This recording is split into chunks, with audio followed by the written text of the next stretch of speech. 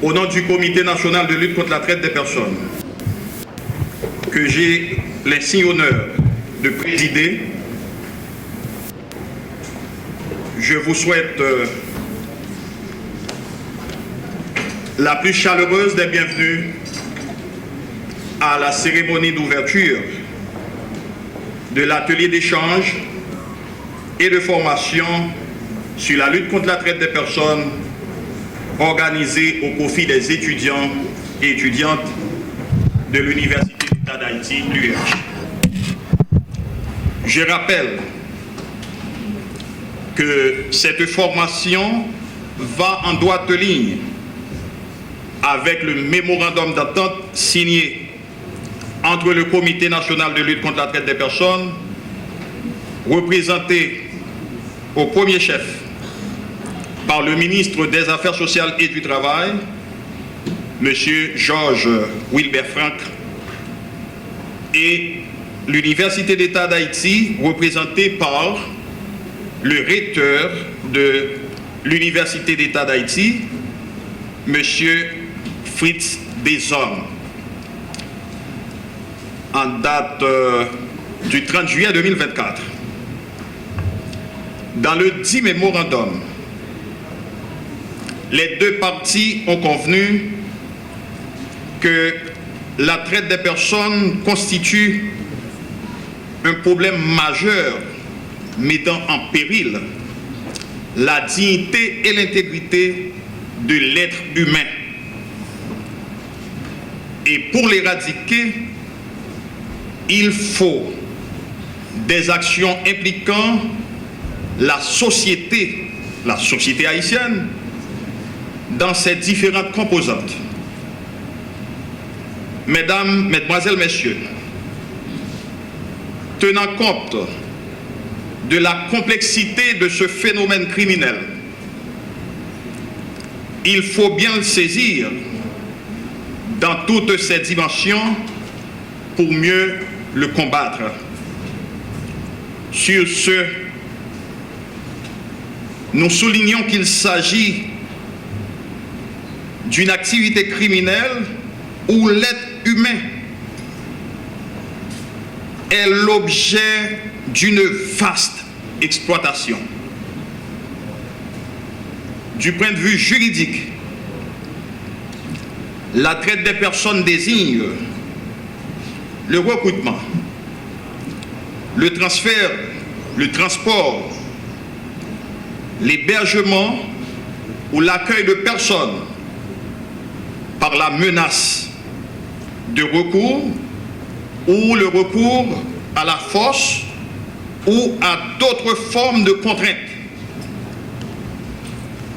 par enlèvement, par la fraude, la tromperie, par abus d'autorité ou d'une situation de vulnérabilité, ou par l'offre ou l'acceptation de paiement ou davantage pour obtenir le consentement d'une personne ayant autorité sur une autre à des fins d'exploitation.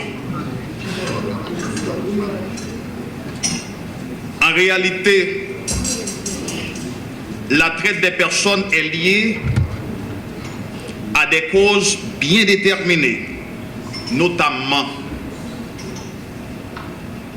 là je voudrais vraiment votre attention sur ce point, le manque de logement, dysfonctionnement de système éducatif, le chômage, l'absence de loisirs,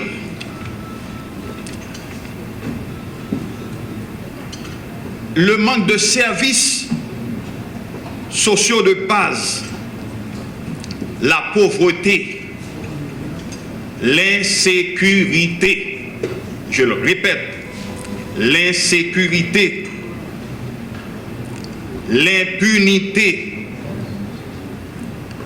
la migration interne ou externe, entre autres. Tout compte fait, notre pays, notre cher Haïti, est en proie à une crise multidimensionnelle mettant en péril toutes les bases de la nation. Du point de vue économique, politique et social.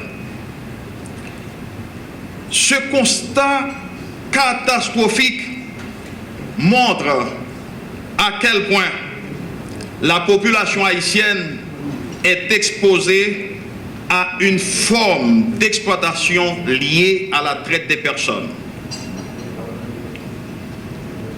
Le climat d'insécurité qui nous ronge aujourd'hui mérite une réponse urgente. La personne humaine est donc réduite à sa plus simple expression, un objet. Il est un impératif de voler au secours des hommes, des femmes et des enfants se trouvant dans les quartiers dits de non-droit et dans les camps. Ces lieux sont inappropriés pour la vie humaine. C'est inacceptable. Voilà pourquoi nous comptons fort sur la contribution de l'université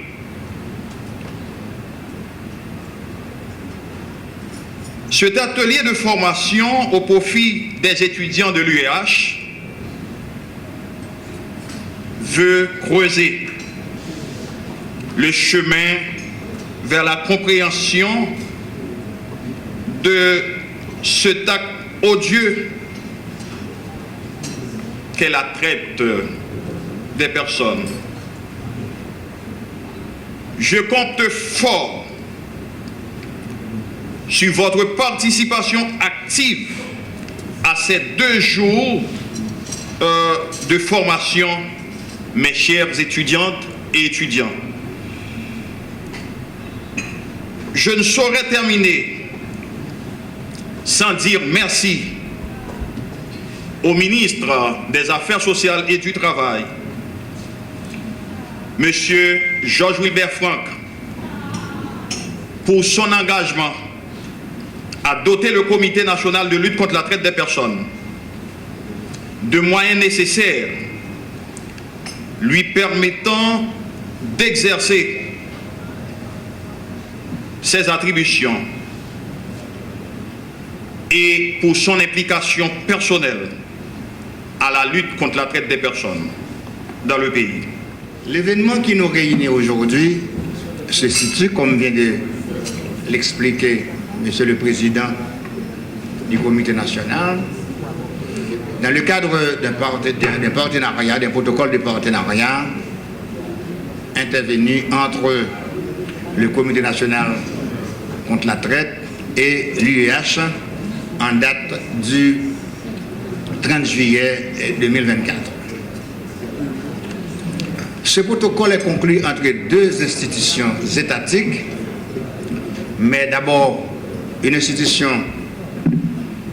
du pouvoir central, à savoir le ministère des Affaires sociales et du Travail, à travers le Comité national de la lutte contre la traite des personnes et l'Université d'État d'Haïti, qui est une institution indépendante au regard de la Constitution de 1987.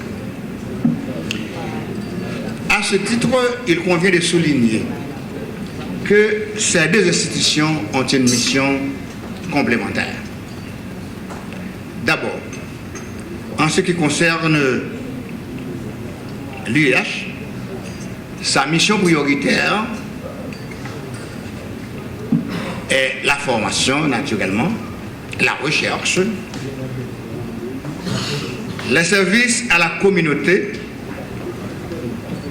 en vue de la compréhension, de la promotion, en vue de participer à la promotion, à la compréhension et au respect des droits fondamentaux, notamment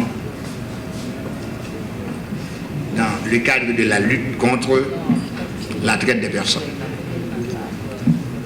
Tandis que la mission du Comité national de la lutte contre la traite des personnes consiste à coordonner les activités de lutte contre la traite des personnes sous toutes ses formes et garantir la protection des victimes dans les aspects de la justice, du respect des droits sociaux et économiques et de réparation, de réhabilitation. Mesdames, Messieurs, ce programme revêt un caractère particulier parce qu'il vise à former dans le domaine du respect des droits fondamentaux, notamment dans la lutte contre la traite des personnes, des étudiants de l'Université d'Haïti, mais notamment des citoyens haïtiens, des jeunes cadres qui sont destinés dans un proche avenir à assurer la relève dans tous les domaines de la vie socio-politique et économique du pays. Je suis heureux de voir, malgré les difficultés du moment, l'insécurité, comment les étudiants manifestent leur intérêt à ce programme. Nous voulons, pour ne pas être trop long, rapidement souligner les engagements pris par les partis dans le cadre de ce partenariat. D'abord, ce partenariat, ce protocole de partenariat a pour objet de définir et d'établir un cadre de partenariat entre le Comité national de lutte contre la traite des personnes et l'Université d'Haïti pour mobiliser, sensibiliser, éduquer, rechercher, effectuer de la recherche, la formation et d'autres initiatives pouvant aider à combattre ce phénomène déshumanisant sous toutes ses formes et dans tous ses aspects. Mesdames, Messieurs, il convient de souligner en passant, aujourd'hui, Haïti est en train de traverser un moment douloureux, mais inquiétant. Puisque aujourd'hui, le peuple haïtien est réduit en esclavage par ses propres fils. Et lorsqu'un individu, un citoyen, un être humain, est menacé dans sa dignité, il est vraiment menacé de destruction totale. Parce que la dignité, c'est le souverain bien de l'homme, y compris, à savoir l'être humain, l'homme et la femme. Lorsqu'une nation, un peuple, un individu est menacé de sa dignité, son seul recours, c'est de se révolter. Je n'invite personne à la révolte. Mais, quelqu'un qui a perdu, ou bien qui perd la capacité de se révolter, est menacé de son existence. Car la révolte contre le mal est un souverain bien. Est une pédagogie de survie et de résistance.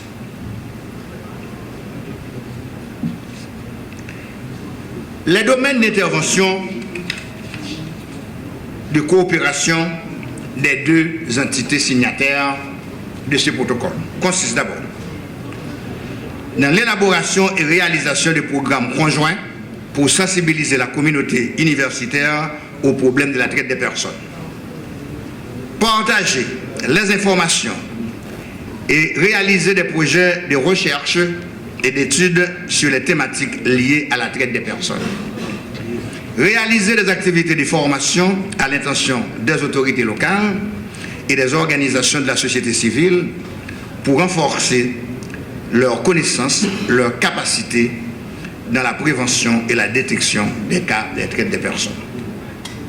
Sensibiliser le grand public sur les dangers liés aux pratiques menant à la traite des personnes. Accompagner dans l'assistance aux victimes de la traite des personnes des programmes de stage à l'intention des étudiants dans les unités d'enquête et d'assistance aux victimes. Développer toute autre forme de coopération que les parties conviendront d'un commun accord. Ainsi, cette formation se situe en droite ligne dans la logique du contenu de ce domaine de coopération commun. Mais avant de finir, il convient de souligner aussi les engagements pris par chaque partie à titre individuel. En ce qui concerne l'UEH, elle s'engage à élaborer un programme annuel d'activité de sensibilisation des étudiants et du public à la thématique de la traite des personnes. Identifier et valider les projets de recherche présentés par les étudiants sur le problème de la traite en Haïti. Instituer une chaire sur la traite des personnes. Je répète, instituer une chaire à la fois académique et institutionnelle, en partenariat bien sûr avec le ministère des Affaires sociales et d'autres institutions sœurs, sur la thématique. Mettre à la disposition du comité des espaces adéquats dans le cadre de programmes de formation. Soutenir et monitorer en faveur des étudiants de l'UEH, inviter à des concours internationaux dans des projets sur la même thématique. Organiser, enfin conjointement, des concours pour la sélection des projets en ce sens. En ce qui concerne les engagements à titre personnel, individuel du Comité national de la lutte contre la traite des personnes, il s'agit en l'occurrence d'autoriser l'accès à son centre de documentation aux étudiants de l'UEH, aux étudiants et chercheurs de l'UEH qui travaillent sur des thèmes liés à la traite des personnes.